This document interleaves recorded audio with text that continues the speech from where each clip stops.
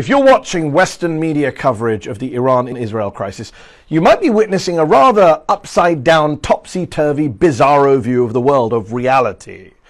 You're not being told everything. You're being given skewed perceptions. For example, if you're watching Western media coverage, you might come away with the impression that Iran attacked Israel out of the blue and Israel is responding, when it's the other way around. We all saw on Thursday night that it was Israel that launched an illegal act of aggression against Iran. Iran is the victim here, Israel is the aggressor, but in the Western media coverage, Israel is the victim always.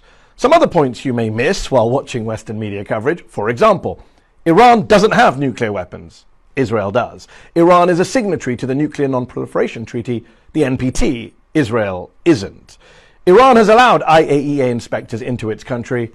Israel doesn't.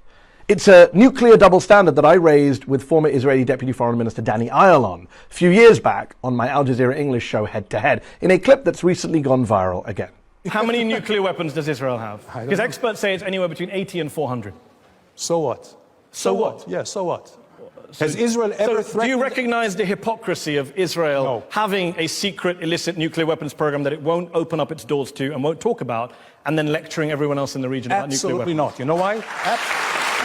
You talked about hypocrisy. Let me ask again. If an Iranian guest came on my show and I asked him about Iran's nuclear program, he said, I don't know, I'm not going to talk about it. Would you be okay with that? You'd be outraged.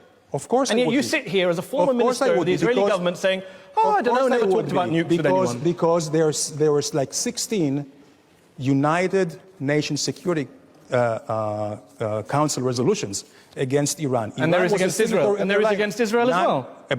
About your nuclear program? No. Yes, there is. UN Resolution 487. Let me read it to you. The UN Security Council in 1981 says, calls upon Israel urgently to place its nuclear facilities under the safeguards of the IAEA. Why haven't you done that? Because... There you have it, the nuclear double standard. Israel violates multiple UN Security Council resolutions when it comes to its own stockpile of nuclear weapons. And yet Western media interviewers, who have multiple Israelis on air all the time, never really ask about this, never really ask about Israel's nukes. Why? I get why Israel wants to maintain its policy of nuclear ambiguity, of not confirming or denying that it has nukes. But why does the US media, the UK media, the Canadian media, why do they all have to go along with it?